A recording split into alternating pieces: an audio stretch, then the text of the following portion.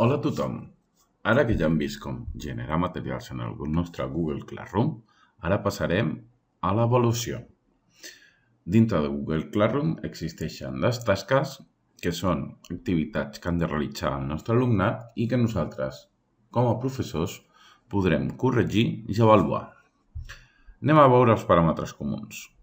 Accedirem al nostre Google Classroom, treball de classe, i ara mateix, en comptes de donar a materials, generarem una tasca. Com sempre, hem de posar un títol obligatori per emmagatzemar i ens fixarem en totes les opcions que existeixen en el costat dret. Sempre podrem desplegar aquesta tasca per totes les nostres classes on som professors, assignar-ho a alumnes, com hem vist pels materials, i després ja arribem, com podem veure, a la qualificació. El sistema de Google Classroom és anglosaxó i sempre puntuarà sobre 100. També podem posar sense puntuar, però nosaltres podem escollir que una tasca valgui 25 punts, 30, el que nosaltres vulguem. Aquesta seria la secció de punts. Després tenim l'opció de data de venciment.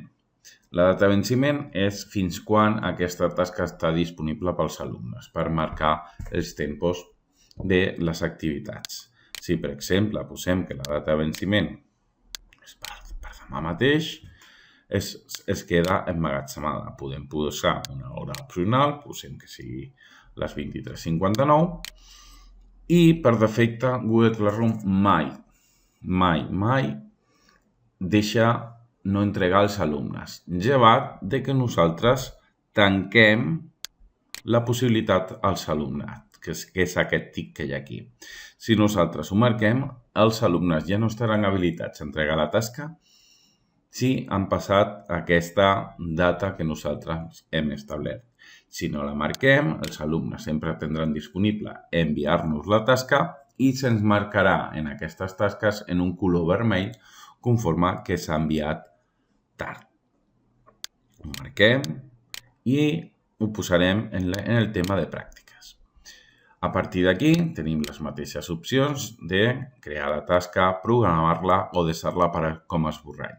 Si li donem a crear la tasca, es deixaran tots els canvis i apareixerà justament aquí. Si fem clic en ella, veurem que un alumne té aquesta tasca assignada, us recordo que només estic jo com a professor, que no l'ha entregada i podrem veure totes les seves informacions, com que val 3 punts i que la data de venciment és la que nosaltres hem configurat. Si li donem els 3 punts, podrem editar-la, podrem suprimir-la o copiar l'enllaç per ser enviada.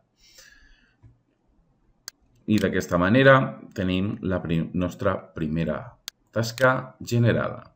Si anem una altra vegada a Google Classroom, al taulell d'activitat, veureu que s'ha generat la tasca i en pròxims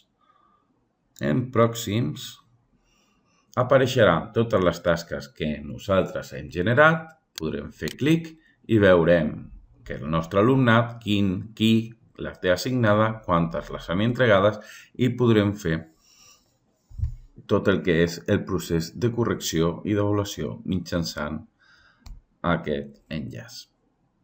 Si tornem a classe exemple i treball de classe, podrem fer el mateix si accedim a la tasca i posteriorment podem anar al treball de l'alumne, que és on veiem tot el que s'ha fet i s'ha entregat. Això és tot. Fins la propera.